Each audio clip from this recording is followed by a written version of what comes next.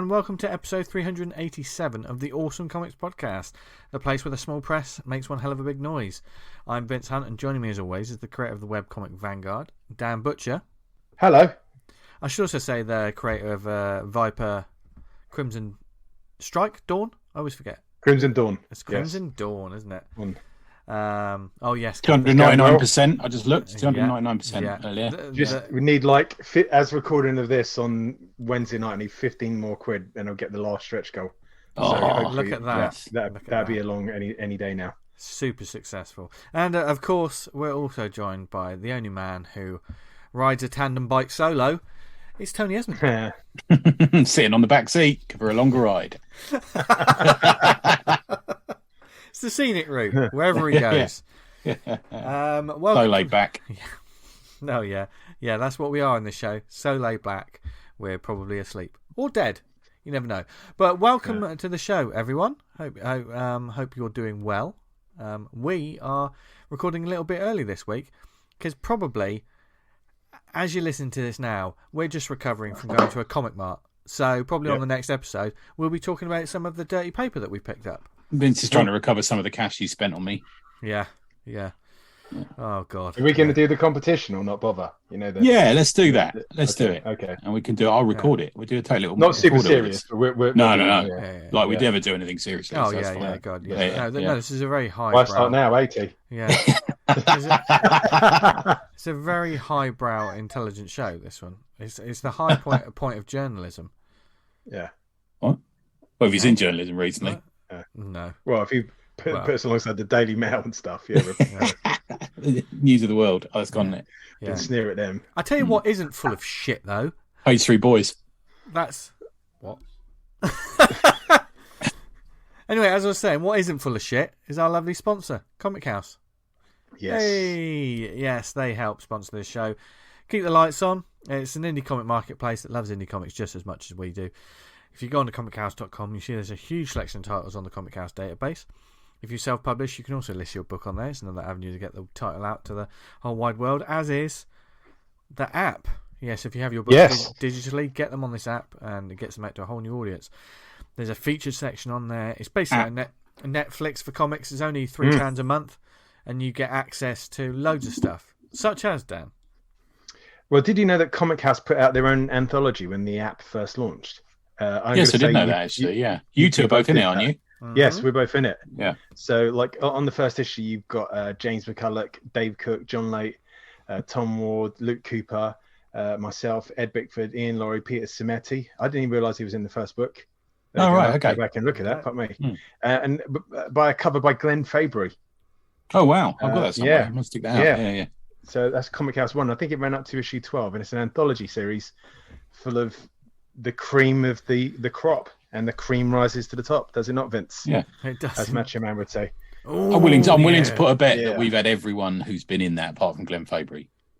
It's pretty much nobody there we haven't had on, is there? Most of these creators we've had on at some point. There's a few. There's probably going to be a few listeners that'll be like, well, you haven't had me on yet. Yeah. The reason for that. Good reason. Yeah. You know why. You know what you did. Now, so if you want to find out more about that great title and all the great stuff on the website, go to comichouse.com. So, we're just going to get stuck straight into the interview this week, and then you can listen to us riff and ramble and talk about got some cracking recommends. Yeah. Oh, my God. Triple X. Oh, yes. God. At last. Calm down, Dan. You're getting a little bit too... what? Okay, I'll tell you that what's going to happen right now is... we're going to calm down Dan. He's got to go into a quiet space. I'm giving him a shoulder rub. Yeah. Tony's giving him a shoulder rub. I've got a gingerbread biscuit here that I'm going to eat. So I'm going to enjoy that while you lovely people listen to a brilliant interview we have with the one and only Dave Cook. Okay, then. It's an exciting one this week. Tonight we're joined by someone who's been on the show before. And since then we've just... seen him rise, and him and his comics just rise and rise and rise.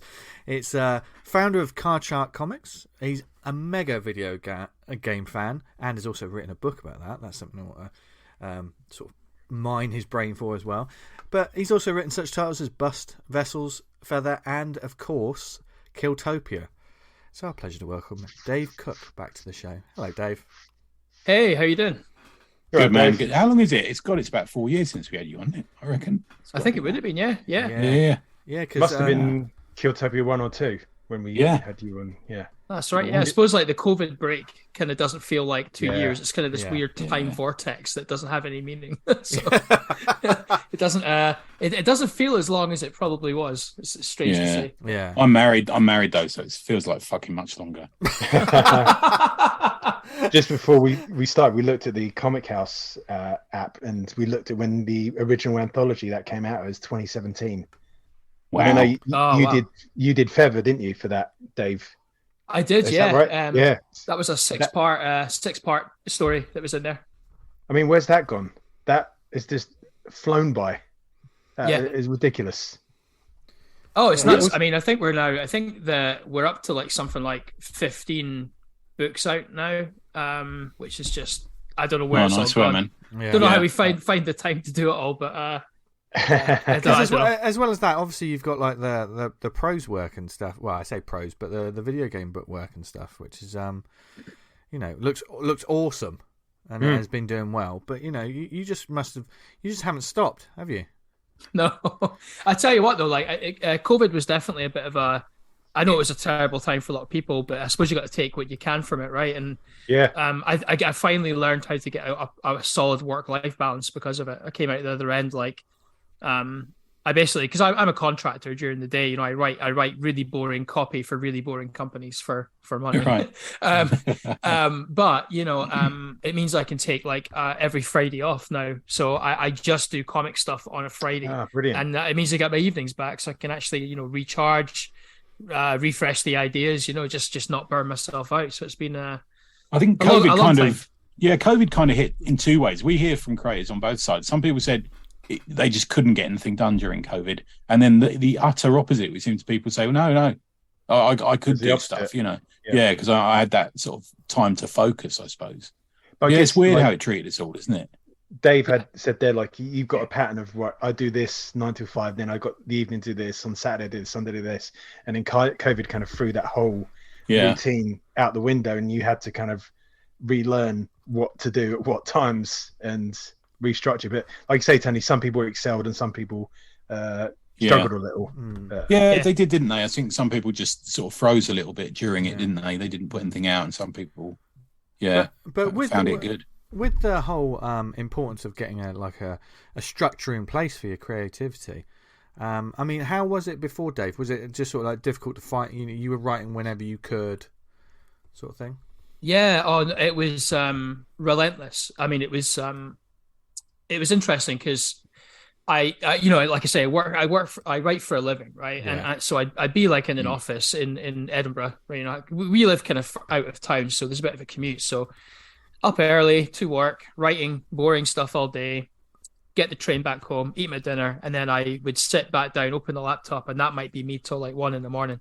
Honestly, just hyper focused, just like really addicted to it, just trying to get as much done as possible in the small amount of time that I had during the week. But I realized it wasn't sustainable at all. And it's weird because I now know a lot more about why I was probably doing that, because I've been referred to for ADHD now, so I'm on the waiting list for. I'm going private actually next year, so hyper focus is part of that, and it's just like being like obsessed like with finishing a project and just like even if you know that like, hey, I should probably go to bed now because I've got work tomorrow. You're just so obsessed, like banging out the words and finishing something. Just otherwise you can't rest. You sit down to play video games and you get really guilty. You're like, hey man, you should be working. Why are you enjoying your time off? So was COVID a bit like a bit of a fire break for that? Like, and you thought, hold on, I've got to change, or how did you come about that realization that maybe this wasn't the best way to proceed? It was that, and also like just a number of factors. So I definitely burned out, like physically burned out. That's where my horror comic Deadliner came from. I wrote that during lockdown, and that whole thing is sort of semi-autobiographical. It's about just creative stress and burnout, and just like working constantly to sort of feed this sort of need that you tell yourself. if I stop working, I'm not and stop putting work out there, I'm going to become irrelevant, and people are going to forget about my work, and they're going to forget about me, which is completely irrational and not true. Yeah, because your long-time fans will be there no matter what, right? Yeah. But for me, it was like, yeah, just I need to keep producing. I can't stop. I want to try and make it, this kind of thing. Even though I didn't really know what make it meant in air quotes. Yeah. But yeah, I just physically started to get ill. Like I get quite bad colds and stuff when I'm burned out. I know the symptoms now. I just get really lethargic, and I just had a word with myself. I said, "Listen, man, what the hell are you doing?" Like. Yeah. This is no longer fun, and it should be fun. Exactly. Self-care is very important around what we do, I think, as well, because it's a lonely hobby, isn't it? That's the thing as well. You're not with people you can talk to. It's just you and a bit of paper or a screen, the devil's window, as I like to call it. That's it, isn't it? Yeah, and that's where, like, again, Deadliner came from, because I actually was toying over lockdown with the idea of starting a podcast about this very topic, because I know other, after like Comic Cons, we all get a drink and we all talk with each other, and it's much more common than people think. Like, writers quite often are burning themselves out in pursuit of being relevant and landing their first big published series or whatever. But it's not a race, it's a marathon, not a sprint. I mean, it's cliche, but it's true, and I think the problem is with seeing it as a competitive field, because I think once you see it as that, you can't get it out of your head. But what it should be about the comic. The competition thing is, in a way, it does exist, but in a way, it's more irrelevant than the art in itself. If you're creating a good comic, that's the most important thing. Then they'll come almost. Yeah, it's like I always say. Like I say this to a lot of people. It's like, write comics that you yourself as a fan would want to read. Yep.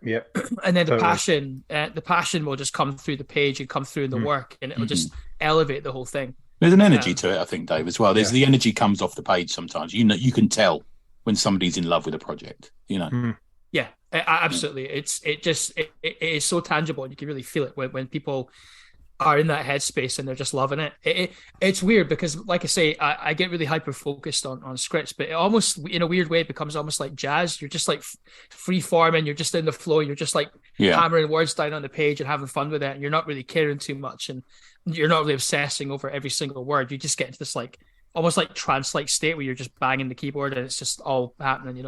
I mean, many times I've gone back and thought, oh, who wrote that? It's almost like that, isn't it? Yeah. Yeah, sometimes it's shocking when I look back on some of my scripts, I'm like, actually, that's readable. Yeah, I know. Yeah. I'm the same with those late night texts you send me, Vince. I think, we write that. They're a bit different. Let's get them to ourselves. But then it's like, I think you should cherish that. Just remember, like, I actually can do really cool stuff when I put my mind to it. And it's almost like when you forget about it and then you read it, and it's actually, I mean, you're being modest, but when it's actually readable or half decent, it gives you a little confidence boost. If you read it and just think, actually, this is actually better than I thought it was. Everything's a confidence hurdle, isn't it? That's what they say. Art, especially in either the writing or the drawing of it, it's confidence. To be able to be prepared to take that chance and lay it down and get on with it and stuff. I really do think that. So what's interesting as well, like my recent philosophy is, because I'm juggling this new video game book, so that's like my whole Friday is taken up by that. So I've got no time to do comics again. But I'm just writing one page of comic script a day, like Monday to Thursday. So I maybe get 4 pages done a week. And I used to think, that's not very much, but I'm finding they're just, as long as I'm like doing one page and then putting my laptop down, maybe making some notes for tomorrow night's session, some ideas. I just find that every page I'm writing, because I'm not doing tons of pages at once. It's not this big task that I'm stressing about. I find that they're good pages, they're ones that I actually want to keep, and they might change in a subsequent draft, but I'm finding it's just a much better it's giving you thinking time as well, Dave, between pages, isn't it? Sometimes that's important to have a little, Uncle Pat calls it looking out the window time, doesn't it? You really need that. I don't know how writers can't. Sometimes you need that. You just walk around and then the idea will come and it will unlock the next section of the story, or where you're jammed up in a section. And I don't know how you recreate that without not just having time away from it. Yeah, and that's like something that I think. Well, I used to forget that quite a lot, but now if I'm really struggling and I'm like, I used to really stress myself out, and then the imposter syndrome thing would kick in, right? Oh, nobody gets stuck on a script as bad as this. You're not cut out for this. You're rubbish. And it just gets worse and worse, those thoughts in your head, and you escalate and you start to like question how good you are as a writer and if you should even be doing this. And it's like, that's what I used to do. But now I'm just like, nope, I'm going to stop, put my laptop away. Yeah. And like you say, like you just enjoy yourself, and all of a sudden it pops into your head and you go, oh yeah, I figured it out, you know? Yeah. I've started running recently, and I find that the amount of stuff, both for comics and for work, that I come up with, just when you're out for a run, it's incredible. Yeah, stuff like that. It's the only problem is you got to remember it. I never fucking remember anything. I don't. Yeah. You either put it on a piece of paper which you carry with you, or quickly tap it on your phone, and then that breaks the run up. Exactly. Yeah. Do you find, Tony, though, like is that because you're more focused on just putting like one foot in front of the other, and there's like all the other stuff in your life is kind of background noise at that point? I think so, mate, as well. And I think also that because it's the same run I do the same 3 miles every morning. It's the same route. It's the same hill. It's the same. All this sort of thing. That it just becomes, I do it naturally, so it gives my mind that time. And I think the dopamine effect of putting one foot in front of the other and racing forward, I think helps as well, I think you said like the Zen-like state, and I think that is the case when you just let like the stream of thought just come unbidden. You're not trying to think of anything, and then suddenly like bang, you see it come along, and then that's the idea, or that's the little kernel of something you can work into the script, or bridges two bits together. And I don't take my phone with me either, so I'm kind of, there's nothing there to distract me as well. I'm not, which I really like that. I don't listen to music. I don't do anything like that. Okay. I'm just away completely. God, yeah, Jesus, how do you do that? Nice. Yeah. I found it easier, man. I used to try and listen to music, but the dopamine effect, this is completely off subject, isn't it? But the dopamine effect of a song I like compared to a song that I was a bit bored with and didn't like, I found it was just affecting the running, and I think that's also something, what's that word in a song? We watch a movie to change our mood. There's a bit of that when you write, isn't there? You want to be in a certain mood, which is why a lot of us don't write with music in the background and stuff like that. It just changes the writing.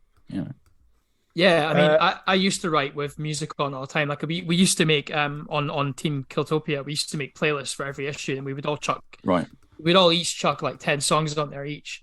And we just have a playlist on, and most of us were like, so me, Clark, and Lou would like listen to that while we were working just to get into the zone and stuff. But some days you just want complete silence, right? You just want to be able to. It's different for a writer as well, I think, Dave. It's easier. I don't know what you guys think, but it's easier to draw certain bits while you've got music on. But totally, for me, the art, I can have fucking it. I can have a film on the background. I can have music, podcast, whatever. But in the writing, porn. But like when you're writing, I can't have the only time I've done it is when I've got like a bullet point in the story, and I'm sorting out where the bullet points go to sort of flesh out the plot. I don't mind it then, but otherwise, when I'm kind of getting a character voice or something, I can't have the music on. I've written stuff where I've had music on in the background and gone back to it later, and I thought that's just cheesy. I was just carried away with some exciting piece of music or something. It makes no sense. It's terribly cliched and stuff. One of the things we didn't touch on the beginning there, Dave, in your fabulous intro, was your marketing and Kickstarter. Skills, which I've got to say, like I bought the book, the PDF you put out, which you recommended that. It's a couple of years ago now, isn't it? Is it about a year ago or something? 2021 it came out. Okay. Crowdfunding comics. Yeah. And it's an absolute, like, if you're going to do a Kickstarter, I can't recommend reading that highly enough. It's absolutely jammed packed full of tips, tricks, like the structure of what you're doing. Because it's helped you with your stuff, Dan, hasn't it? Oh, totally. Yeah.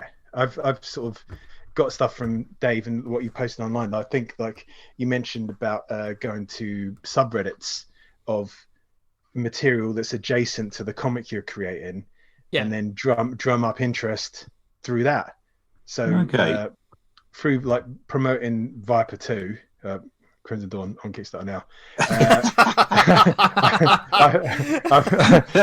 I've gone to the Outrun subreddit and posted up like film homage posters with the character from Vyper to try and say that this is what I've done. I really like this look, and this comic's essentially all about that, hoping to drive people over. And they've got like 600-700 upvotes, which on Reddit isn't too bad. Like it's getting a couple hundred people in it. So your ideas of marketing and stuff has really kind of pushed that forward.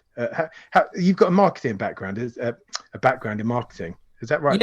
Yeah, that's right. So and first of all, no, that's really nice to hear, honestly, because that's why I put the book out, like, just to help folk. And I mean this like sincerely. Like I say this to people at Comic Cons quite a lot, but people helped me a lot when I was starting out in comics. So like, why wouldn't I do the same for them, right? It's just nice to give it back. I genuinely mean that. But yeah, no, I used to. 2014 is when I gave up video game journalism, because that was my first sort of big career.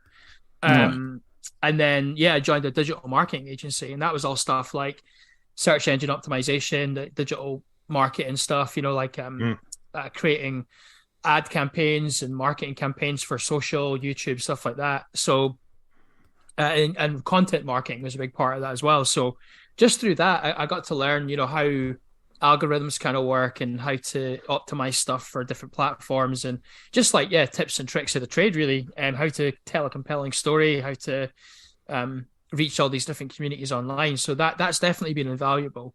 And it was actually through my days as a games journalist that I first learned of Kickstarter, because the Bust One Kickstarter went live in 2014 that as well, which is crazy to think back. Actually, it's been that long. Kickstarter was so new then, but I had, through my game journalism work, we're talking around about, 2012 is when Kickstarter sort of first started being popular for video games. And I actually, through my work, got to interview like developers on there just to say, okay, nice. Kickstarter is this new thing that's bringing democracy to games development. These people are leaving big studios to start their own little studios because they can now fund stuff themselves, outside of the studio system. So through that work, I just got to learn more about what Kickstarter is, how it works, how not to do it, because I interviewed people who had failed on there. No, I don't mean failed in a horrible way. I just mean, their campaign didn't succeed for some reason. Yeah.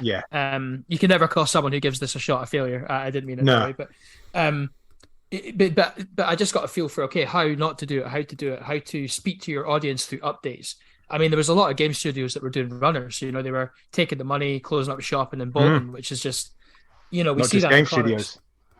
Yeah, we see it in comics as well, and like, but it just showed like what to do and what not to do, and that's what gave me the confidence to go, okay, I can't fund this comic myself. I mean, I could. It would have taken a long time to fund Boss myself, but I thought, you know what? I'm just going to give this a shot, and I'm glad I did, because I've sort of been there ever since and just learned how the platform's evolved over time, and it's just, if I can help other people understand the platform and get the best out of it, then that's fantastic. Puts a smile on my face, like, legitimately, honestly. What are your thoughts on these other platforms that are seemingly I hear about a new one about once a month at the moment, Dave. Is it Zoop and all this sort of thing?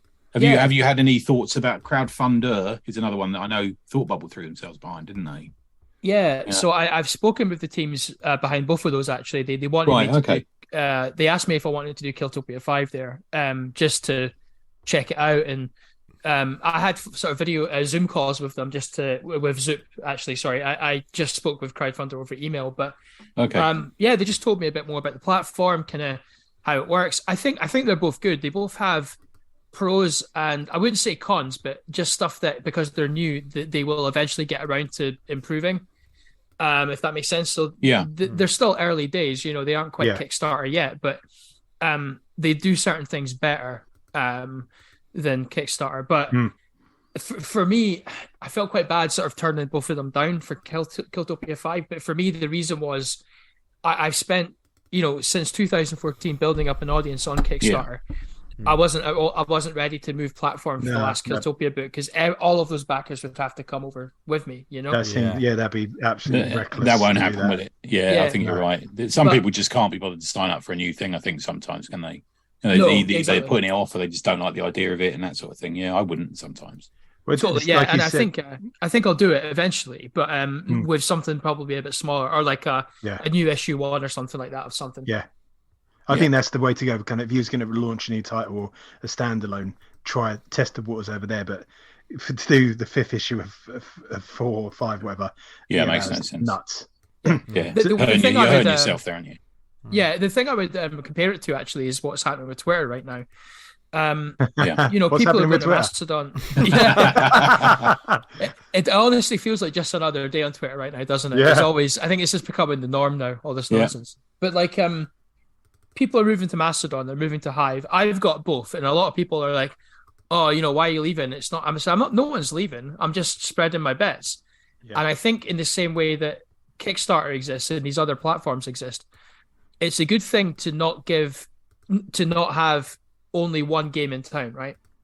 So you've got a Kickstarter, you've got a Zoop, you've got a crowdfunder. I think that's great. I think it's good to have an option. And just to have different platforms that have sort of moderately different features so people can find the one right for them. But if Kickstarter eventually goes south, which, you know, we all thought it was going to because of the blockchain stuff, but I think that guy's left now. He was like the CEO or something. Okay. Oh, he has, let's isn't he? just say- They made a big point of advertising the new CEO, didn't they? Yeah. So, but let's say Kickstarter did go south. Where else would there have been to go if Zoop and Crowdfunder didn't exist? I mean, Indiegogo has a lot of problems by association with some creators on there. The platform itself is fine, but I don't think a lot of people want to be associated with it. I think that's the problem with Indiegogo is there is a certain group of people who go on there, but it's by far not the only people who go on there. No, exactly. I think, but unfortunately, there's like a little tang of that on there, isn't there? But I think the big thing I think with Indiegogo is it lacks an app. To me, yeah, big time. Yeah. I don't really understand the model on it. Like, you can carry on selling after the campaign's ended. I'm not having a pop at it. I mean, and if you use that service, that's fine. I just kind of, the Kickstarter model seems a bit more just straightforward to me, and seems a bit more transparent on Kickstarter somehow. It's a weird thing to say, I know, but it seems like if it doesn't make its numbers, they don't take your money. But on Indiegogo, they do take your money, which seems a bit of a strange thing to do to me. I don't know why that is. You know. Yeah, I backed a couple of projects on there around sort of film poster books and stuff, and it didn't make its money, and they've kept the money. Yeah, and I'm like, what happens there then? Yeah, it's kind of like getting a cab journey, and then they take you 3/4 of the way and say, "I'm not doing it anymore." I paid you though, mate. Yeah, I just get out here on the M2. Oh, sorry, I was sick. I was sick in your cab. That's normally what happens to me. And there's probably been creators that have had stuff on Kickstarter didn't succeed, and they've shipped it to Indiegogo because at least they'll be money. Liefeld. Sorry. What? Yeah. Well, I've seen campaigns run on both platforms, which seems nuts to me because surely you're dividing the audience. And are you capturing two audiences there? I don't know. Yeah. What do you think, Dave? You're the master of it. Yeah, I wouldn't do that either because it's like it sort of speaks to a lack of confidence, I think.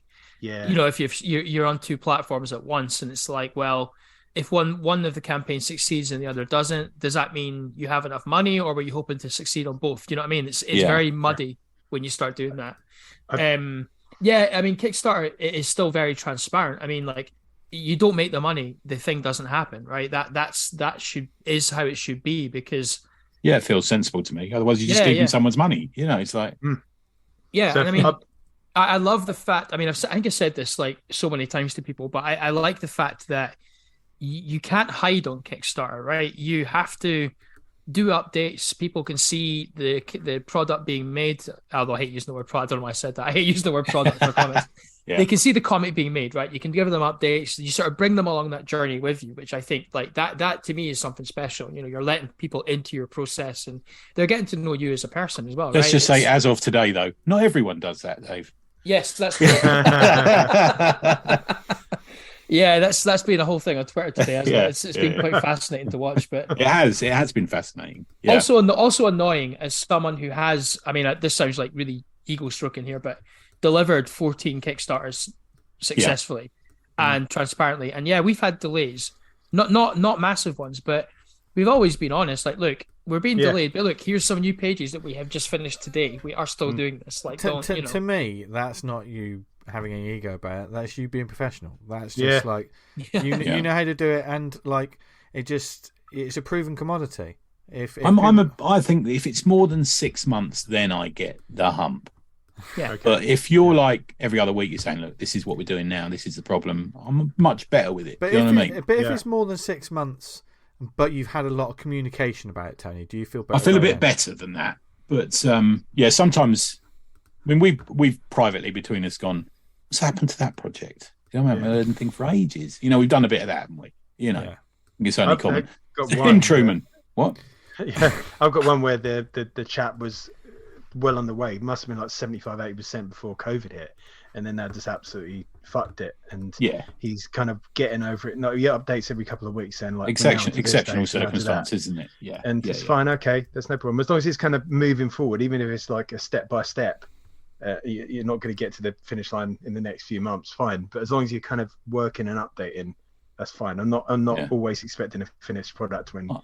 I'm on one at the moment that's 4.5 years late, and that's a bit much. And every 3 months he says, "Look, I've done these new 3 pages," and everyone goes on the comments. It's almost like we're now mates on the comments on this thing. You know, everyone says, "Oh, you know, that's nice, Mister Blank, but any chance for deadline for this?" Yeah. And then he doesn't reply. You know, then 3 months later, "Oh, sorry, I haven't given you an update. Here's a couple more pages I've done." Here we go again. Here we go. Dave, I'm going to put you on the spot here. Can you give us a do and a don't of running a successful Kickstarter campaign? Okay. Do set a realistic target. And I mean by that, set the target to exactly what the amount you need to make the comic happen with Kickstarter's fees added on top. Okay. Because as we've just said, you know, like if you're lowballing your target and your campaign just barely makes that target, you don't have enough money to finish the book. You know what I mean? So it's like it's common sense to me. I know that I've spoken to people in the past who have said, "Oh, but you know, this is my first campaign. I'm not confident I can make enough." And it's like, well, then you either need to wait and don't launch your Kickstarter just now. Maybe save up a little bit of money and get a few more pages done to you know, so it means you have to ask for less on Kickstarter, or just go for it and see what happens. If the campaign fails, dust yourself off, doesn't matter, you can retry again, right? It really at least you tried it, you know. But isn't there the school of thought that people are more likely to back it if it's funded? Do you know what I mean? That's what I think some people do. They give it a purposely like a quarter less, because they know if it's funded. If I'm like wavering on something, I might have a look to see if it's going to get funded. I guess like you've got, as a creator, you're gonna have to factor that into whether you can. Yeah, I mean, I'm arguing myself out at this point now, Dave, because I'm thinking there's always there's always that middle slow period anyway. It seems to happen with every project anyone runs. You know, I would say, I mean, for me, again, this is not like a humble brag or anything, but Killtopia 4 made, I mean, it was like almost 22k, almost 25k it made last year. But that gave us enough money to pay for a lot more of our comics up front, so we could set our targets lower. So I guess what I'm saying is, if you have money in reserve, like from, let's say you had a really good year of Comic Cons and you're saving up that money, sure, you can maybe like offset some of that against your target, so you can set your target lower, if you see what I mean. So or if you make more pages up front, you could do that. But I think there is a confidence that comes with seeing a Kickstarter getting funded, because you know it's going to happen at that point, right? Because up until that point, you're giving money to people in good faith, you know, like that you will eventually, hopefully, get a product by the end of it, right? And to see it get funded, I think does help a lot. I think you asked me for a don't as well. I did, yes. So, So don't lowball your shipping costs, because that is a killer. It's an absolute killer, because Killtopia, we always ship the book 6 months after the campaign, just because it's a beast, you know, it's massive, and it just, the level of the artwork and stuff. But I've had it where within that 6 month window, shipping costs have gone up. And when you're talking about, you know, loads of backers overseas, you know, you've got all this stuff with customs now because of Brexit, and these costs keep going up and stuff like that. And where it really hurt us, like it maybe cost us a few thousand more on top, and it was just like, holy shit, like it was bad. I looked up today, it's April the things jump up, so April, so it's like, you know, so you have to kind of account for that. I mean, what I've got into the habit of doing now is actually taking some books down in the post office and saying, can you weigh these up for these countries? And I'd weigh up 1 book, 2 book, 3 book, 4 books. And for Killtopia 5, I weighed 5 Killtopia books, just to say, okay, I know that roughly this is how much it actually costs to like ship to the States. I'll maybe knock a quid off, right, just to make it a bit more palatable. On the other hand, you know, I've went to comic book campaigns where I thought, holy crap, this book looks really cool. I really am going to back this. The book's maybe a tenner or something, right? You think, oh, what a steal. And then the shipping is like $30 and you're like, having been around the block and having done my research on shipping, there is no reason why that book should cost $30 to ship. And you're like, they're just trying to get more money on the back end of it. And it's like, like I get so put off by that. So many campaigns I've got through to that screen have been like, nope. Yeah, me too, man. Yeah. I mean, we use, because a lot of our books sell in the States more than they do here. We use a distro. We have a guy we ship to out there, and he distributes out there for us. Do you use anything like that, Dave, at all for any of the countries you ship to? I'm guessing you're shipping to America quite a lot, I'm guessing, or... You know what, I haven't, but I definitely would like to know more about it. Like, how's your experience of it been? Like, really good. Yeah, well, we're very close. We're friends with him. He runs a distro anyway. He takes a load of our books as extra books as payment to sell on his distro. It's very sort of handshaky, but we find it. He's do you at Thought Bubble? He's the guy who does Strangers. Okay. Eddie from Strangers. He's a sort of distro out there. Yeah, he's very good actually. Yeah, I've got nothing bad to say about it. It's always really good, really well done. Yeah. If you could have a printer distribution arm in the States, that's what we need, isn't it? Yeah, man, that would be a godsend. Because it is the fact of printing it here, shipping it over, and then get it sent out. It seems like one step too many. If you could get it printed over there and sent out straight from there, it'd be more cost effective. But that's just one more step that makes them almost offer, don't they? But they don't do the distro bit, do they? They print out there, but they don't distro, do they? You know, I don't want to speak out of turn here because I might get this wrong, so don't quote me on this, but definitely look it up. I think Zoop offer 2 tiers of royalties. I think you can be an independent book and you just do your own shipping, but I believe if you become like a Zoop book, like an official Zoop book, they will do your distribution for you. I think it's something like that. Don't quote me on that, but that's interesting. Have a look if you're interested. Yeah. Because man, like having someone do all the posting out bit for me would be an absolute godsend. Because I really don't like all that stuff. Yeah, we were talking about Zoop last week. When John Paul Leone's artist edition was through them, wasn't it? Yeah, and I know. Danielle was saying OK Comics ordered at the retailer pledge level, so I wonder they'll probably know about that. I might ask her actually. Yeah, good shout. That's interesting. Yeah. So we'll swing it round now to Killtopia. Oh, can I ask just one more question, sure, Dan? Sorry, it just occurred to me while we were chatting there, mate. Sorry.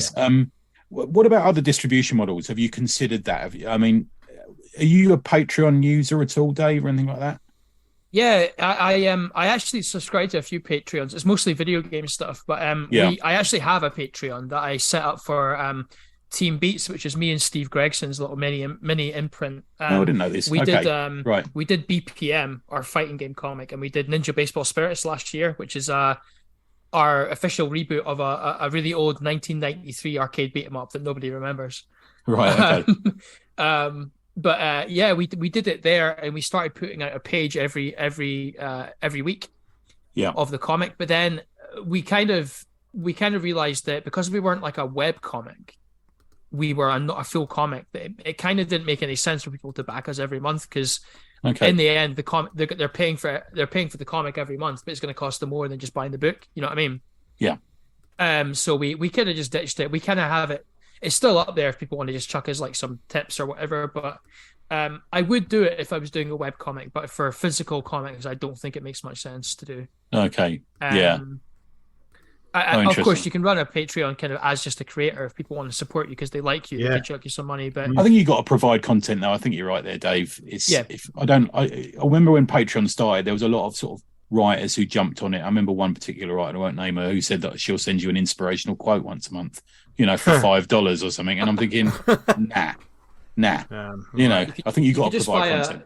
You could just buy a book of inspirational quotes for $5, right? Yeah, just look it up on Google. You can literally buy one of those. That's all she's doing. You can buy one of those year calendars that you rip a page of, and it will have an inspirational quote per day from George Melly or something. Yeah, it'd be fine. They're like a $5. It's not. Yeah. Okay. Sorry, Dan. I bumped into. No worries. I was going to ask if people listening to this podcast have never heard of Killtopia, which is pretty. Shame on them. Yeah. Could you give us the back of the DVD pitch on it, Dave? Yeah. Yeah, so Killtopia is a cyberpunk comic story set in Neo Tokyo in the far future. One day, Tokyo gets overrun by killer robots, which just appear out of nowhere and start like killing people and rampaging around. Rather than fix the problem, the Japanese government hires anyone really, mercenaries, bounty hunters, killers, everyday people, to come to Neo Tokyo and hunt the robots for sport. And if you get really good at hunting the robots, you can become like an overnight mega influencer, a billionaire, with merchandise deals and all that sort of stuff. But one day, one of the robots becomes sentient, and it has the key to curing a disease that's destroying the planet inside its software. Our main character Shinji finds this robot, and they become like best buds, and they both agree to try and heal the planet of this disease. But all the other bounty hunters in Neo Tokyo want to either kill the robot, experiment on it, or use it for their own selfish gain. So it triggers this big like battle royale across Neo Tokyo. That's kind of just scratching the surface, but yeah. Yeah, I was going to say it's. Having read it over the past couple of days again, like it's a very hard story to kind of encapsulate because it is very multi-layered and there's a lot of characters with a lot of different objectives, and they all fit together. But to try and discuss it without going into massive spoilers is really tricky. So 10 out of 10. It's getting harder to do like an elevator pitch at Comic-Con tables now because with every new issue, because it just gets bigger and bigger. Yeah, I can imagine it's very tough. But like I say, you did Thought Bubble recently, so I imagine you was giving that pitch out. Oh yeah, all weekend relatively long. often. Yeah. They just hate yourself for doing it all the time. You know what I mean? Yes. Was it always going to be like 5 issues, Dave, or was it like we're going to see how long this goes, or how did you plan it out? Yeah, five issues. I mean, I always, whenever I'm writing a new comic series, I always have the start, middle, and end kind of in mind. So I'm working on a few new things just now, and that process hasn't changed. I always kind of know where it's kind of going, So I think all the new plot points you write have to be in service of getting the story to that end. So you need to sort of not lose focus of it. But yeah, five issues. Initially there were going to be 5 like normal sized issues, but I realized two things. I realized that I'm not very good at telling a simple story because my mind just runs amok. It's like, oh, we could do this B plot and this character. Oh, that action sequence would be cool. And my publisher BHP, bless them, were always like, maybe like rein it in a little bit. You need to sort of, because you're gonna just burn yourself out doing 5 issues. And I was like, nah, we're gonna do this. Oh, and they're all gonna be like at least double sized issues as well. And they were like, what? The only reason I did that is because I thought, okay, I had 5 issues. I knew it was going to be roughly that size. I can only really afford to do one Kickstarter a year for these because of how long it takes to produce. I don't want people to boot back one 22-page comic a year because you can read that so quickly. So I thought, okay, we're going to make them double, if not triple size. I think the longest one's Killtopia 2. It's like 64 pages or something. Nice. Which is bonkers.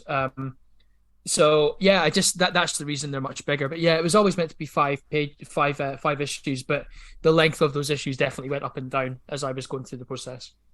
I was going to say it must have felt like a kind of gift from the gods when, like, the Cyberpunk video came out, because it's like an adjacent property to Killtopia. You couldn't. You write for kind of trends, and you've got this perfectly formed product, and this massive game comes out that kind of play in the same sandbox in effect. And then, like, we've only had recently the Edge Runners come out, and that's kind of like very not the same thing obviously, but like, and it's like, this is great. You can buy this kind of like parallel kind of thing going on. It's great. Do you find that kind of, do you get that a positive reaction from that or negative? People come and go, oh, this is just like Cyberpunk 20, whatever it was. People love to show their intelligence by comparing things that don't actually work, don't they? Yeah. No, weirdly, actually, people get really excited about it. So they I think so Killtopia 1, I think I started writing that like end of 2016. It didn't hit Kickstarter until 2018, the first one. We just got lucky with the timing, to be honest. Like we I think in that year we had Blade Runner 2049. The Cyberpunk game was like still not fully announced. It was announced, but like there was no footage yet. But I think they were starting to ramp up a little bit with the teasers and stuff. And we had things like Altered Carbon, on Netflix and stuff like that. And I think Love and we were Robots just that like, came around. yeah, and I think me and Craig just sort of looked at each other like, holy crap, this couldn't have went any better in terms of timing. But as you said, it's only just sort of grown, right? It's kind of and at Comic Cons people come up and the one thing they mostly compare it to is Akira, actually. Specifically the cover for issue 2 with King Kaiju on the front with this red sort of jumpsuit and stuff. And but it's always in a way that makes them like instantly hooked on it and they want to know more. So I'm really grateful for that. The rise of manga's probably helped as well. I mean, we've had that explosion of manga. I can imagine that's almost opened a new market for you, is it? Maybe. I think so. Yeah. I mean, certainly MCM London, which of course is bigger on its manga and anime stuff. We get a lot of crossover there, like people coming over and saying, "Oh, I don't really read indie comics," but they'll read things like, or rather watch things like My Hero Academia, all those big like anime shows, things like that. And so there's definitely like a cut across there that we've noticed in recent years. Yeah, I think it's just getting bigger and bigger now.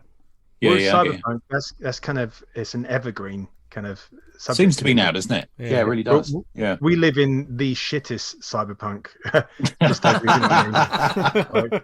it couldn't be any more crap and boring.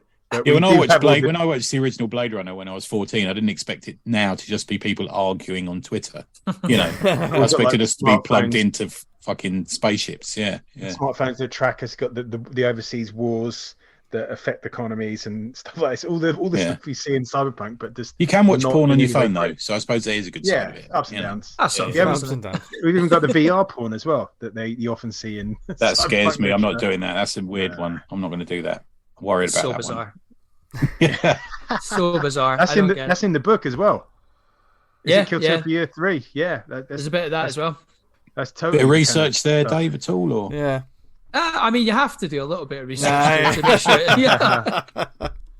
It's interesting because there's a whole myriad of characters in Killtopia, and when I first started reading it, I thought, right, I've got this character's number, and then like within issue's time, I was like, okay, I didn't have that character's number whatsoever. Yeah. So, especially with the stiletto character, I thought she's going to be the antagonist of this book, and by issue 4. That's completely, without spoiling it, that's completely changed. Subverting expectations is one of my favorite things about a well-written book. Yeah, I think that's what you're doing there, isn't it?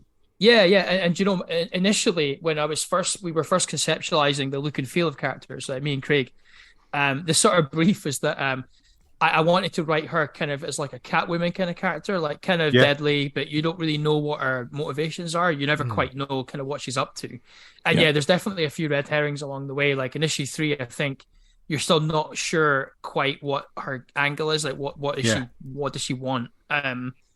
But yeah, I mean, issue 5 goes even further with it. There's a lot of stuff in there that there's a lot of rug pulls and stuff that I hope people are okay with, because I think a lot of people might be upset with the issue. Okay, interesting. And some people might be completely fine with it. I don't mean upset in that they'll think it's crap. I just think I think what they're hoping for certain characters and where they end up might not be what they expect. But I'll say no more about that. Because the stiletto character starts off kind of very how can we say, kind of self-motivated and quite greedy and all about her. And by the time it sort of rolls around to 4, that's kind of flipped and she's become quite altruistic. But then that plays in, the script totally justifies her change, and her backstory all kind of works in. And I discussed that it's really well put together. I was like, these characters all make sense and they're all fitting together like they should do. And there's tons of stuff we read and I think, well, why does that happen? This doesn't work. But you've got it down pat in Killtopia. So hats off to you on that one. I guess like the main theme of the whole thing, right, is I started the first one. The idea came to me basically when talk about the NHS getting carved up by America first started, right? Yeah. And I'm asthmatic, right? Really badly asthmatic. It's under control, but if I go without an inhaler for like a few days, I'm pumped, right? I'm going to be in bad shape, right? So the thought of suddenly overnight having to pay for all that medication, and if things get worse, having to pay for medical bills, like like the American system, that's terrifying to me. Yeah. So the whole thing, there's the disease in Killtopia, the rot. People, on one hand, some of them can't afford it. on the other hand, people can. The people in between are risking their lives in the Killtopia blood sport to pay for medical care. So it's like, what lengths would you go if you were stuck in that situation and you needed medical care? What would you do? And that was kind of the kernel for it. But overall, it's a story about like, and you'll see this in the fifth one, again, no spoilers, but it's like, we're all at each other's throats on social media, right? We all share this planet together. We're all kind of human beings, and we should all be working together and understand each other more and be, have empathy for each other. But we're all kind of locked in our little fandoms and our social media platforms, left wing, right wing, and it's all just like, we can do great things when we work together. I mean, look at COVID. It was a crap time, but we made it through, Nobody talks to each other anymore, Dave. That's the problem. Yeah. I think that's the problem. I think I just have to caveat that not everyone made it through COVID. I didn't mean to trivialize that. No. Okay. You know what I meant. Yeah. But when we put our minds together, I mean, you've got climate change. If we all just like thought about the longer term thing here and not thought, because a lot of people are like, oh, well, I'll be dead when that happens. It's like, yeah, but how selfish is that, right? If we all just like saw the bigger picture and worked together, we can achieve excellence as a race, as a species. So, Killtopia 5 is quite hopeful. It's in a dystopian world, but I do want people to come away from it thinking maybe humanity will be okay. maybe we can actually make it through all this together. But well, we seem to always leave it till the 11th hour and then pull our finger out and actually do something about it. But you always think, is this going to be the time where we don't? And Elon will sort us out. Don't worry. Elon sorts out. Don't worry. Yeah. It's interesting. Like you said, the kind of the rot, which kind of it drives a lot of the characters, and as you said, it would, because if you're the choice between you being in pain, dying, and going out and committing a crime or doing something morally reprehensible, many people would go for that. And like I said, eliminating that would maybe stop the suffering. But again, I guess people have to read Killtopia 5, which is on Kickstarter now, isn't it? There you go. Is indeed, yeah. Can I ask a question about BHP? How does it work with the publishers? So do they assist with the Kickstarter, or do they get you into Diamond? What's their sort of end of the bargain, as it were? Yeah. So they weirdly came to us after Killtopia 1 kind of blew up. I've got a weird story about that, a really quick story about that. So okay, go for it. Craig and I pitched Killtopia 1 to Image, right? And at the time, because they were backed up, they said it might take 6 months to hear back. And if you haven't heard within 6 months, just assume it hasn't been picked up, right? So we thought, okay, 6 months comes along and we're like, we're still working on the book anyway, right? We weren't just like waiting around twiddling our thumbs, And we were like, okay, let's just get this on Kickstarter and do it ourselves. Okay, Image isn't going to happen. The Kickstarter made like what it made. It made 16K. And then after that, BHP got in touch and said, because they're just down the road in Glasgow, right? So we're kind of like, and I knew them at this point anyway. I pitched vessels to them as well back in the day. And they were like, okay, let's maybe we could talk about something. You've clearly got something here, guys. Let's have a chat. And literally a few days after signing with BHP, I get an email in my inbox from Image. And I was like, oh no, oh crap. I was like, God. It was a rejection, of course, but I was like, that would have been a very awkward conversation to have with BHP. But how it works is basically, I actually asked if we could just keep doing the Kickstarters ourselves, because I wasn't really thinking about this at the time, but in a weird way, it's kind of made me a bit more autonomous, and kind of helped me. You know what you're doing, man. You want to keep it that way. Yeah. No disrespect to BHP. I mean, they're like actually like some of my best friends now. Like we hang out and stuff, but it's sort of to grow my own personal brand, if that makes sense. So rather than put these on Kickstarter as a publisher's comic, they're not my comics alone, but my name's on there. I'm trying to build my profile, that kind of stuff. Yeah.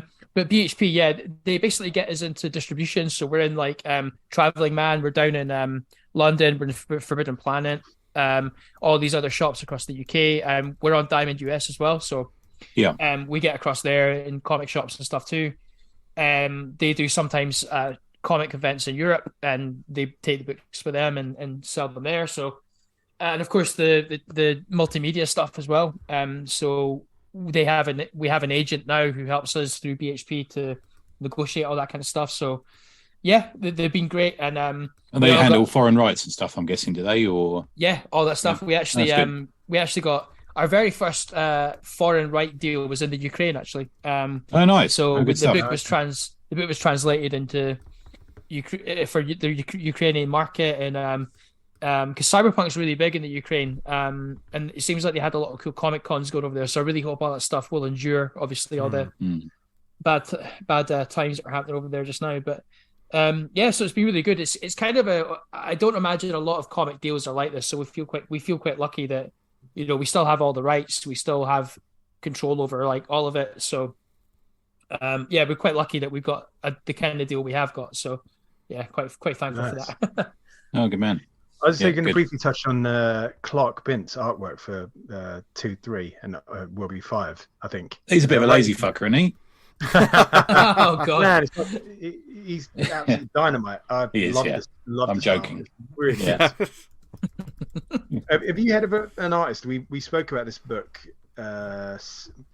months ago, didn't we? Called Bioripple by Near Levy, and his style on Killtopia is in some way like they're very, very similar. I'm not accusing either of anything shady. Yeah, I think of Near Levy as almost like if Mr. Bint had taken a lot of psychedelic drugs. Yeah. It's almost a bit like that, isn't it? Yeah. It's kind of some of the kind of the it's like a perspective distort, like a fisheye lens effect that Near Levy brings into his work. Sometimes you see it on Clark's stuff, and it's absolutely fucking it's a good point, phenomenal. Man. Yeah. It's really lovely stuff, and it kind of the first two artwork in issue 1 and 2, great, and then third absolutely like kicks in, and you're like, bloody hell! It's like you're kind of being thrust head first into the world. How do you get involved with Clark Bint? How do you get him on the project? It's just when Craig and I sort of decided to politely, like I said before, we're all still friends and stuff, but we sort of went our separate ways a bit, and I just did like an artist call just on Twitter, said I'm looking for people to. I didn't actually know Clark when he got in touch with his portfolio. He did a test page, and so that's how it kind of happened. And then we just got chatted, and I realized, hey, we're kind of into the same kind of stuff, and you just get a good vibe, don't you, from certain people working with definitely. Them. And Lou as well, who does the colors. I just spoke to them over Twitter as well. Did another like classified kind of ad, like, hey, I'm looking for a colorist, and we actually all met. I met Clark in person at last Thought Bubble last year. But this was the first time that me, Lou, and Clark were all in the same room together, and we all met and we all got smashed at the after party, and it was great. But it's like when you find a team that you work with, and my panel notes on my scripts, right? They go from really, really detailed when it has to be, right, to really minimalist, because I know that Clark and Lou are just going to get what I'm talking about, and that's when you know you're working with a team that really. You're all just like clicking, you're all firing on all cylinders, and that's how every issue of Killtopia has felt so far with them. So I'm really. It's always the way, and it is right, man. You start off writing loads, and then as you get a shorthand and get that collaborative process going, and you're all in sync, then you write less and less, don't you? You don't need to, Yeah, and also like we touched on like before we recorded this, we touched on like the background references and stuff, and I write a few of those, but the majority of them actually are just Clark. And Craig just like messing around. Like I'll read it again a few months later and be like, or maybe like a year later and be like, oh my god, I didn't notice that little reference in the background. Like that again is like a level of trust that I just trust that Clark's not going to do anything dodgy there. He's always going to put fun stuff in, and it's always a treat. Didn't say Dave Cook is a bastard written on a wall. I think I told this story. I had to do animations for a well-known card maker, like when Flash first came out, and the guy I was working with was an absolute fucking wally. So in the Flash file, I put so and so is a C, like over and over in the background, really small, so you couldn't see it. But real mature, Dan. Real mature way. Proud of you. If you broke apart the Swift file and looked at it, you could see it like quite easily. I had to do it.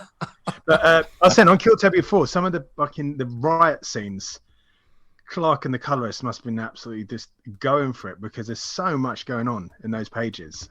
They're nuts. Does Clark do it digitally? So he starts off on paper, on A3 paper, with pencil and ink, and then he scans it in and does the rest digitally. Wow. So you can actually buy his like original pages from like Thought Bubble and stuff. They're phenomenal. Yeah, I can imagine. I mean, I don't know how he does. I don't know how both of them do it, but they work so well in sync. Like they'll give each other notes on kind of. So Clark will say, they'll actually talk. It won't. It's not just me saying, okay, Clark, here's the script. Here's what I want you to draw. And it's not Clark saying, okay, Lou, here's the art. This is what I want you to color. They'll actually like bounce like alternatives back and forth and actually get into discussion around it. And it feels like a proper team dynamic. But yeah, those Riot pages took a long time for obvious reasons. But it was just nice to see them both like even like getting through that page and not being burned out, but just being, okay, what's next? Let's go. And I'm like, this is great. Like we were all having so much fun. And I think like the first two issues again, before we started recording, I touched on kind of like my mental state, before COVID. And those two issues, I enjoyed working on them with Craig, but the writing part, man, was just so difficult. I was getting upset at myself and thinking I can't do this. But with these ones now, like I think it's maybe just we've hit a groove with it now, Yeah, it feels fun again. Yeah. Good. Excellent. Yeah. So have you got anything planned for the future of Killtopia after the miniseries? Yeah, so we're doing the omnibus next year, the collected edition. So that will hopefully hit Kickstarter in September, but don't quote me on that. We'll see what happens. I recently put out a call for our first anthology. So that will happen. It'll probably be 2024 before we sort of kickstart it. But I'm hoping to start with the money we make from Kickstarter from Killtopia 5, hoping to start funding a few. Slowly start funding the shorts for that over time, rather than all trying to do it all at once. Yeah. But we've got good response to the call out, man. Or what's that? It was a good response to the call out for creators. Yeah, massive. I think we had something like over 200 people get in touch now. Awesome. A few people have said yes. I can't say who, but a few people that I didn't think we'd get, we've got. So I'm like, holy crap! Brilliant. Okay, this is cool. Rob Liefeld. Oh yeah, I mean it's just going to be an issue. I mean the theme of the anthology is feet. So yeah, him and Quentin Tarantino getting together. Rob Liefeld, opening shot team. Tarantino's writing the foreword for us. But no, so the theme. What I can tell you, I've not told anyone this, is the theme of the anthology will be music. Okay. Because Killtopia, cyberpunk and music kind of go hand in hand. You've got like synthwave. You've got like one of my favorite animes, which is my favorite anime of all time is Cowboy Bebop, which is like rooted in jazz and stuff like that. Yeah. So the thing is, it will be a rigid theme. You don't have to do music, but that'll be the kind of through line that we're going for. I'm gonna call it Nano Jams. Is going to be the name of the first anthology. Okay. Nano meaning small, so small stories, small jams. So that's what we're going to do for that. Here's a pitch for you, Dave. Two mechas. Oh god. Yeah. Two mechas arrive. Daphne and Celeste. Oh god. There you go. They've been resurrected as AI. Yeah. Okay.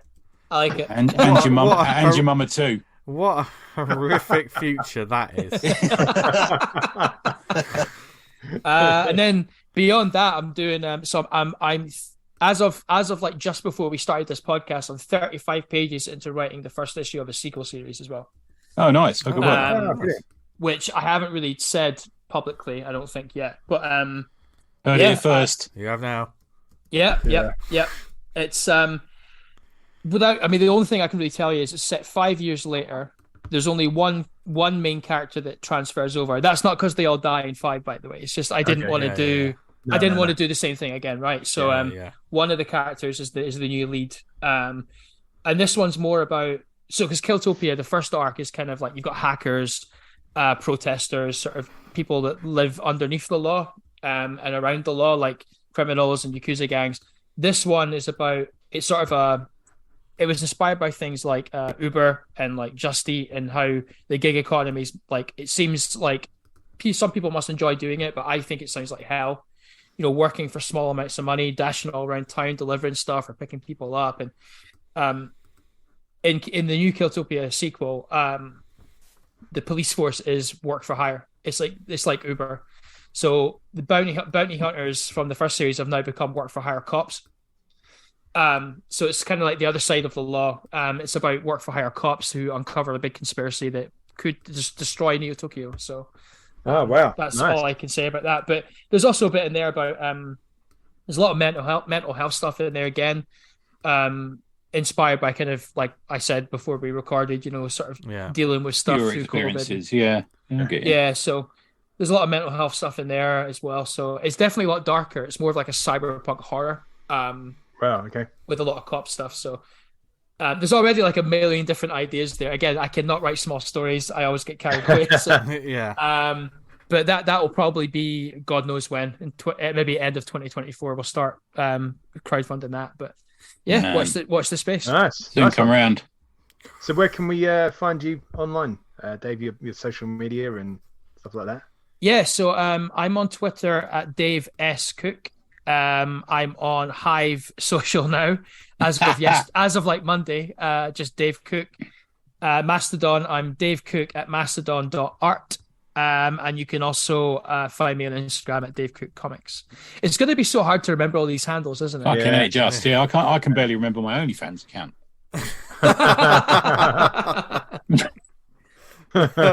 Give it to me after, mate. Yeah. Oh well, mate. No worries. Yeah. And they've got how many days left have they got if they want to back the next Killtopia on Kickstarter?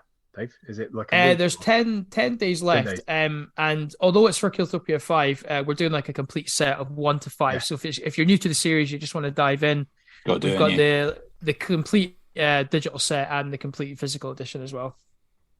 Yeah, I recommend jump in. Don't get that FOMO, miss out.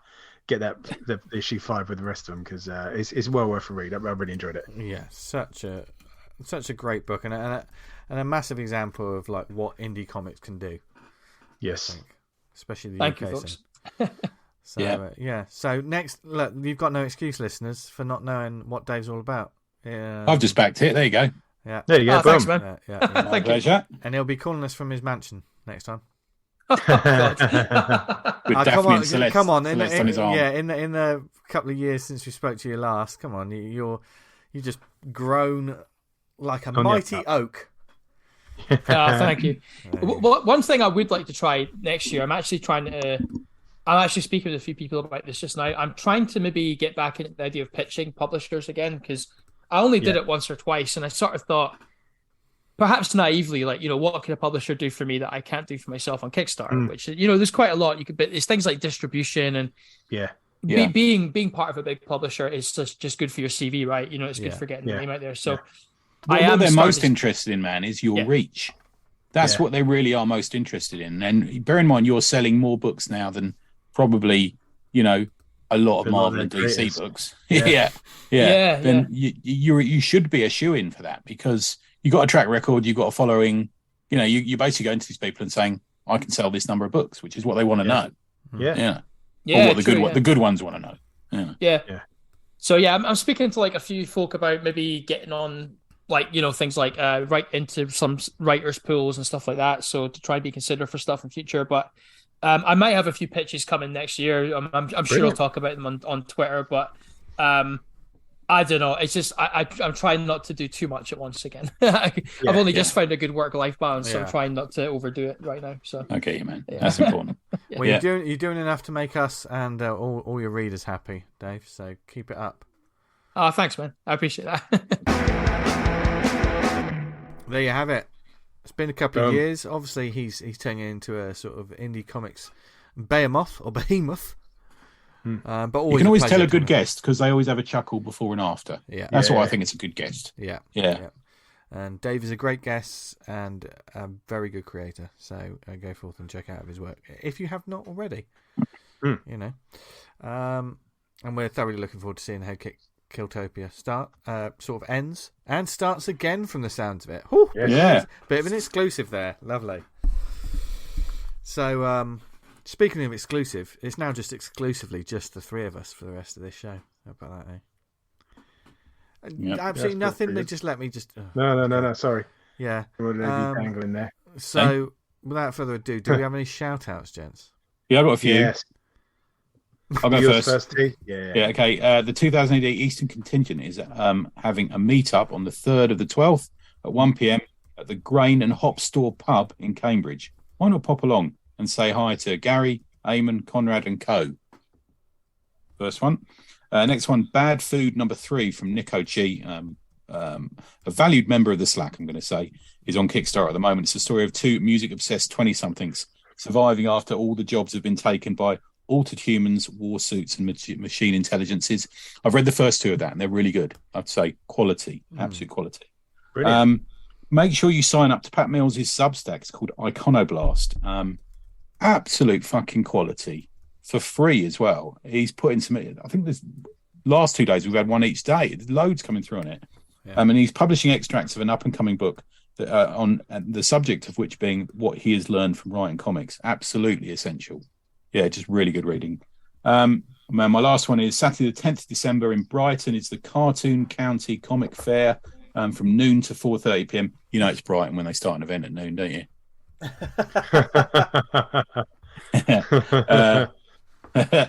Brighton's a nice place. I'm only joking. It's at the Brighton Centre, North Road, BN1 1YD. Free entry. That's another thing. Free entry. Come on. If they can manage it, everyone else can manage it. It's a fun comics and zine fair.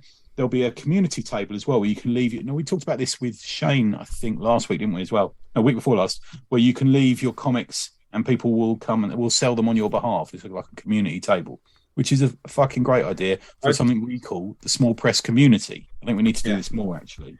If they had like an area where you could just donate a book and then they would just sit in that area and people could look at it and read it and think, oh, actually, I really like this, and then wander off to find you. That's a great idea. Yeah, I think it's good. Not everyone can afford a table. Not everyone's got the time. They might have kids or something, something like that. So having a community table is good. The offer is open to anyone on the ACP Slack. So that's great. Boom. We got this sent through by our buddy Simon Russell. You can go to www.cartooncounty.com or contact Simon. He's on the Slack. He's on Twitter, etc. Great opportunity. That's a good one. So they're my ones. My first one is a Kickstarter. Supershow the Comic, issues 3 to 5. Join Rock Newman and his crew of henchmen as they search for the strongest man alive and flash back to where it all started. That's absolutely sailed past its target. It's got 17 days to go. Looks a fun little comic. Go check it out. So you're not just back in one issue, you're getting several. So do go check that one out.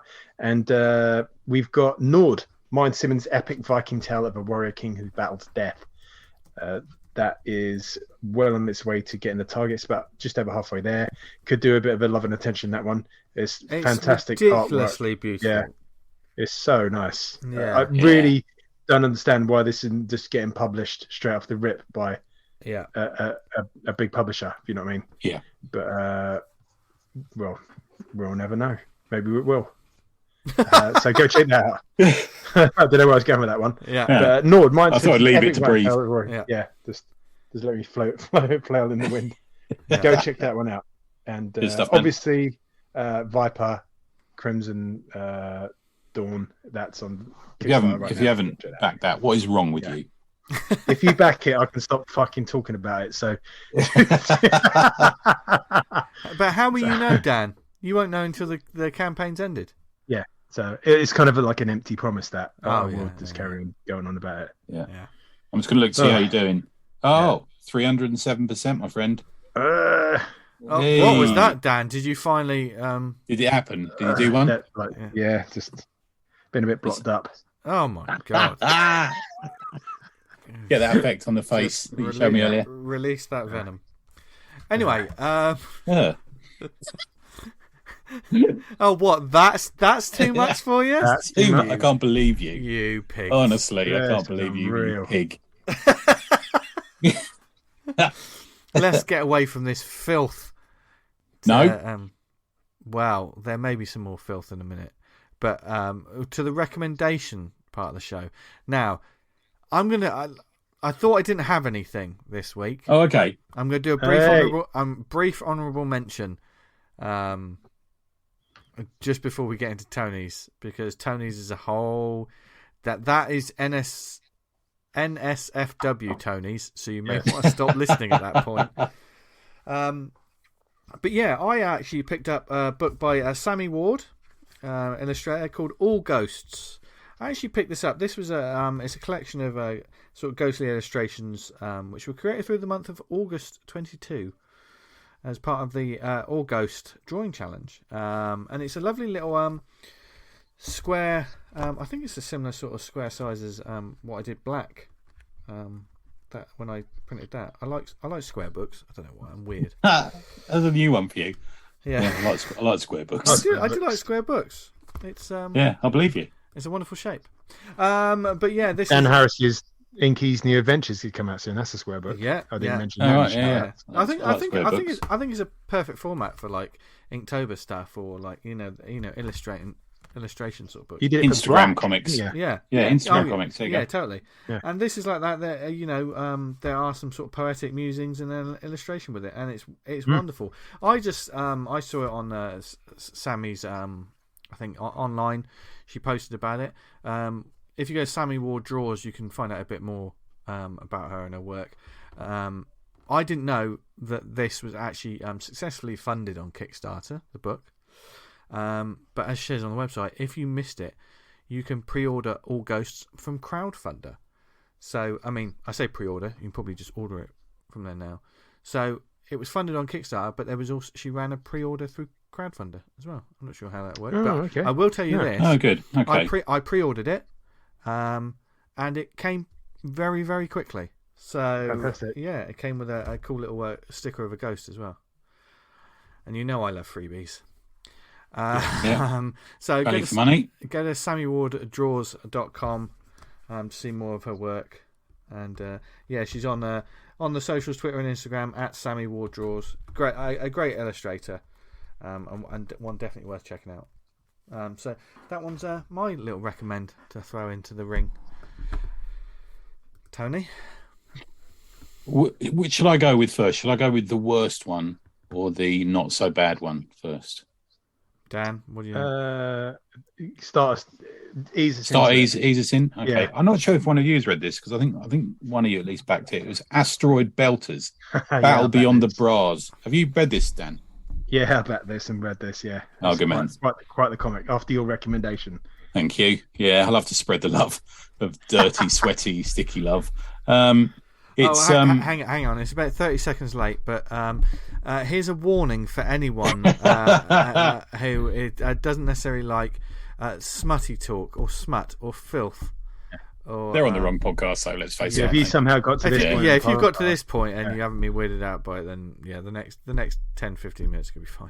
I can imagine someone driving in like hands-free mode, and they're like, "No, I don't want to hear this," but unable to turn it off. Yeah, the kids, the fucking kids. Oh, somebody's. Oh, I wonder if they'll mention my son's comic on this episode. Yeah. It's just us talking about spiky penises. If you are listening to this show whilst your infants, your toddlers, or your young children in the room, you got to look at yourself because that's not something we can. Please don't do that. We're not being held responsible for anything that happens now. Yeah.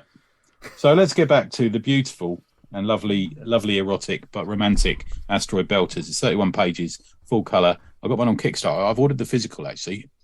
Yeah. But I've got the. What were you doing? Reading it again, then, Tony? Yeah. It's called Battle Beyond the Stars. It's a piss take off, isn't it? Yeah. Oh, okay. Yeah. So I've only got the physical, but I'm waiting for I've only got the digital. I'm waiting for the physical. So it's published by TBH. It's not for the prudish, as we've mentioned. It's 3 kick-ass variant covers, which are included in the digital, which you can see all of them. I think it's only now the people who made this. I don't know whether this is very wise of them or very foolish of them, but they're secretive. I can't figure out who did each thing, whether it's one person or many people. I don't know. I'm guessing it's probably more than one person. Yeah, a little bit like that. They won't give their true identities away. Yeah. And so at the moment, it's only available through the Kickstarter at the moment. Okay. So I can't find a big cartel or anything for it. I don't think I can find one. This is much more. So you remember previously I spoke about the first one, which is more of a sort of pin-up special more than anything. But this is much more comic-centric, which is nice to see. And they all have. There's like a horror host for this as well. Who's I'm going to call him a horror erotic host, and he's called MC Pig, and he's particularly unpleasant. He says, "I know why you're here. You want to do a deep muff dive on some of the hottest sci-fi babes in the galaxy." Jesus Christ! As I said, three separate stories. The first one is Bobby Wet, and and it's all about mistaken identity. When I started this show, getting worse, my friend. I didn't know this is where we would be. This is where we would be. It's just a medium. It's not a genre. So there's space for erotic comics. The only thing I will say about both of these comics I'm going to talk about, they are not done seriously. I think if these were done as like serious erotic comics, I would fucking not be into it. No. But because it's just a massive piss take, then I can dig it. Do you know what I mean? Does that make sense, guys? Yeah. I understand. If this was like some sort of 50 Shades of Grey but a comic, I would laugh my way out the shop and not buy it. Do you know what I mean? It's winking at the audience throughout. Oh, hugely, and that's what I like about it. So Bobby Wett, I'm going to say that again. She lives in habitation. Do you know what number of her habitation it is? The number she lives in? It's 38 double D. She comes back from a mission, and she's in the shower. Obviously, what's the first thing you come back after killing loads of space pirates or something? You go for a shower, don't you? And she's washing all the sort of blood off. She's been attacked, but then people break in, and she has to fight them off. Some might say beat them off naked. A lot of high kicks in the naked regions. I'm going to say. What does she do? She beats them off. She beats them up. Okay. Yeah. Lots of high kicks. When you've not got any pants on, that's quite a scary prospect for some people, isn't it? You know. So the story is she basically beats people up naked. She kind of liked space pirate booty is the second story. This is sort of more full on starship space adventure with a pirate ship attacking a space freighter of the Imperial Navy. Interesting reference, which is the funniest. How much does this just literally apply to us? The fact, the bit in June where he puts his hand, Fear is the mind killer. He puts his hand in the box. I'm not going to ruin it because I think you need to see this. There's a very similar sequence that relates to how he's trying to keep his mind off the subject of giving away the codes to the safe sort of thing whilst getting something done to him. That's all I'm going to say. Will his imperial conditioning help him through it? I don't know whether it does. I'm going to say probably not. I'm going to say POV as well, which is always a good phrase to use in this situation. And then the third one is the imaginatively named Pussy Cops. I'm going to say it involves a number of non-Home Office approved moves and weapons. Always shoot for the balls. One of their moves was my screensaver on my phone for a while. I sent that to you guys, didn't I? It made me laugh. Yeah. Where she fires a gun from somewhere, let's say unexpected. You can follow TBH Comics at TBH Comics on Twitter. And as I say, I don't know who these shadowy creators are, but they're clearly doing the Lord's work. They clearly are, but it's funny, man. Yeah. On Kickstarter, you can follow creatives, so next time they put books out, you get a. Oh, that's true. I follow a few people on there. Yeah, that's a good one. I guess. Yeah, but it made me chuckle. Not the one I could read in Cafe Nero in the mornings. No, to be honest with you, not with someone over the shoulder. Does that go for the second one as well, T? Mate, and the second one's worse. What did you say, Vince, when I sent you a picture of the cover to this one? It's not. I mean, like "fuck off, Jesus" or something. I think it's like "fucking hell, Jesus." To be fair, that's my reaction to most things turning sense to me. Yeah. The second one is Jesus fuck. That's it. Oh no, Jesus fuck. Yep, that's always a good phrase. We need to do a comic called "Oh no, Jesus fuck." Don't we? Just get full. The second one is called. I don't know whether you'll read into this or you'll get some sense of what it's about. It's called Hentai XXX, and it's not by someone called Jake Matchum. I know that because it says it on the inside cover. That he's a friend. The person making it is a friend of Jake Matchum's. Although my copy does appear to be signed by someone called Jake Matchum. So I don't know. Read into that. Do you think the inside cover is just in case his mum finds it? I think it might be. or the authorities. Or the authorities. It's a funny one. It's a sort of duo coloured A5 zine format. Very much not suitable for anyone under the age of 21. I'm going to say. The cover is a sort of demonic male, rotting flesh, spit like loads of like streams of spittle hanging out of his mouth as his penis has got a tongue sticking out at the end of it and is all spiky, and he's holding on to a lady who looks like she might be his girlfriend, who's one of those classic big-eyed manga females. Very disturbing cover. But what they've done is they've had almost like a dust jacket where it sort of hooks around the front cover. It's like a partial dust jacket, so it only covers the bottom, I'm going to say the bottom third probably of the page, which is where it really gets lively, which is where the spiky penis bit is. So he's put this sort of weird card cover around it, which is an interesting idea. And it covers the penis tongue, as I'm now calling it. The inside cover has got that sort of classic artist. So, we get this a lot in underground and indie comics, don't we? Where it's almost like the first inside cover page is the artist talking about the comic you're about to read, and he's sitting at the drawing board. They do a bit of that, and it's this sort of obese and drooling part man. I'm going to say he's part man, part bear or something. It's hard to tell. And is instantly both extremely dislikable and disgusting, I'm going to say. The first story is called Dr. Big Dick Cool. And he's a doctor. He's got a special way of dealing with clients, and it involves him prescribing an extra large dose of vitamin D. You can probably guess what that is. Don't you get that from like sunlight? Or is that oranges? Yeah, good point. And he says another day of hard work for the doctor. He gets caught up in a robbery, but in good old porno tradition, it sort of moves from being a robbery. In the same way that a pizza delivery always ends up with them moaning. Yeah. This moves from a robbery into... It didn't get delivered on time. Is that why they're moaning? Yeah. And it turns into a hardcore sex session in the doctor's car. And then there's a second story, but it's a bit unclear whether it's a second story or some kind of weird continuation, because it is nuts, this book. So it's hard to tell whether it's... But it seems to me it's a second story. And that's a story... I'm not sure actually, but the second story, let's call it that, is a sort of running fight over who gets to have sex with Candy. Now, Candy is one of the blokes. There's these two blokes there. One is hitting a third bloke over the head with a stick, shouting, "I'm bored," and his mate's saying, "Me too."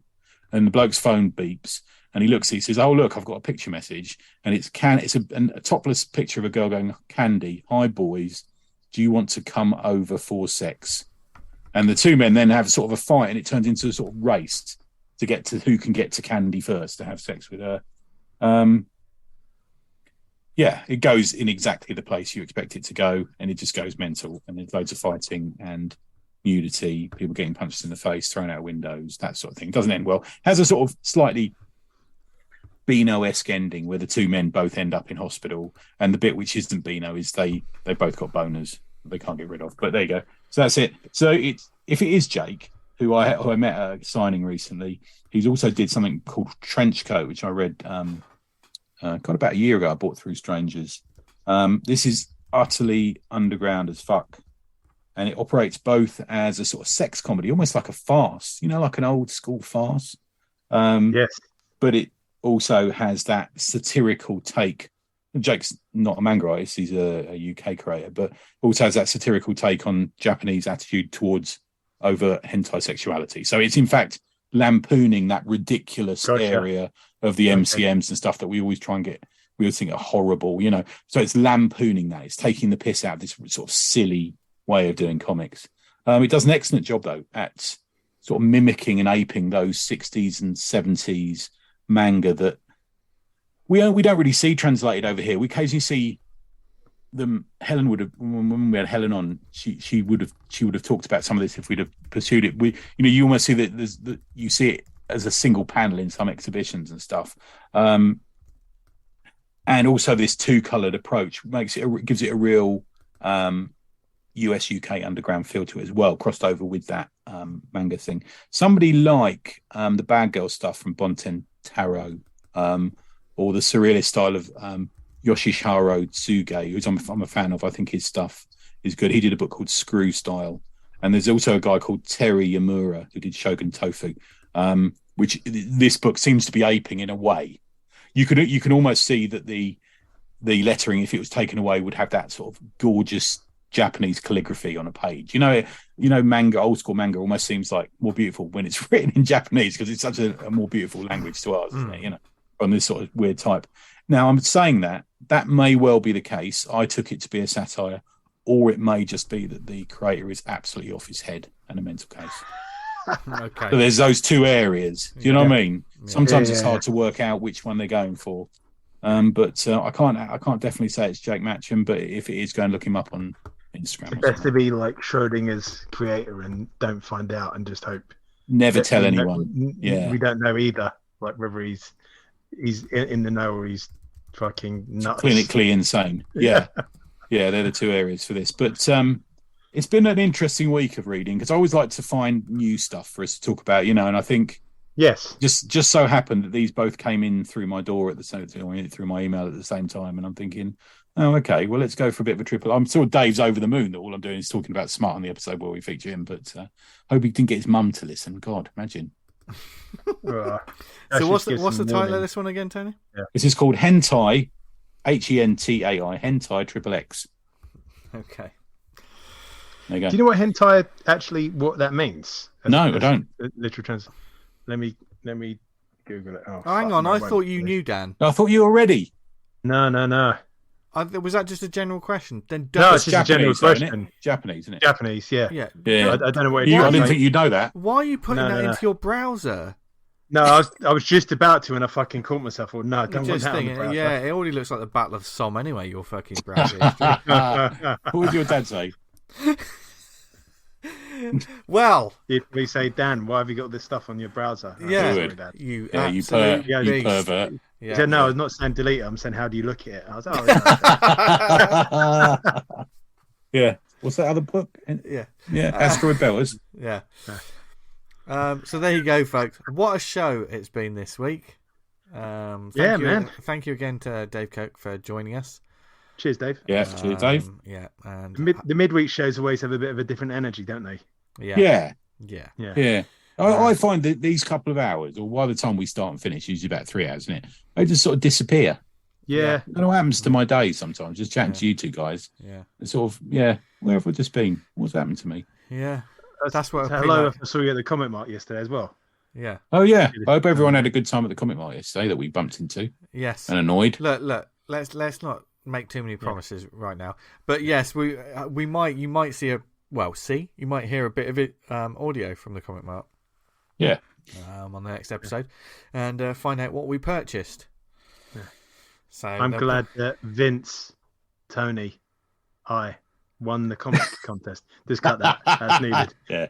Nice work. Dan, why do you try to get me to do editing? You know, it's not going to happen. We know that's not going to happen. I just did that purely for the purposes of a joke. For the. Thanks for the lovely gift of that you got me, Vince. Okay. There you go. Left a little bit of space to stand it. And thanks, Dan, for Ducks. Dan sent me after showing an interest in Ducks last week. The book. Yeah.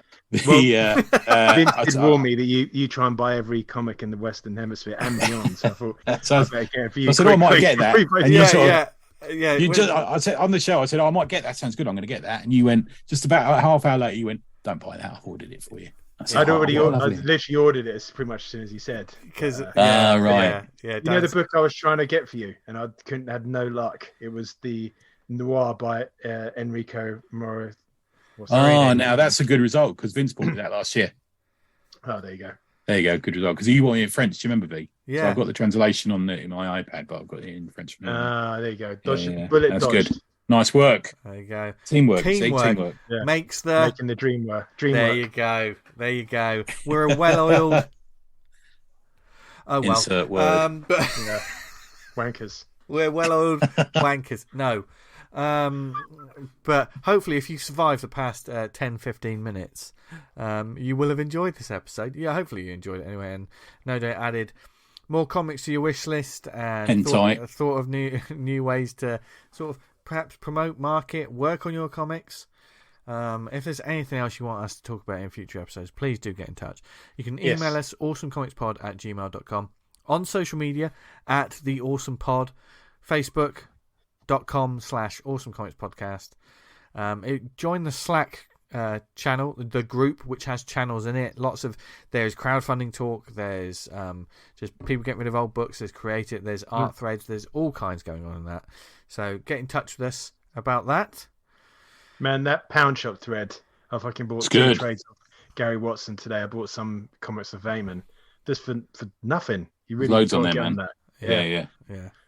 Also, the other thing we do on there is as soon as the convention's announced, not everyone sees it. We'll stick it on there as well. Yeah. Which is so it's worth keeping an eye on the convention and promo thread on there. Definitely. Yeah. Thank you for listening to us, whether it was on the website awesomecomics.podbean.com.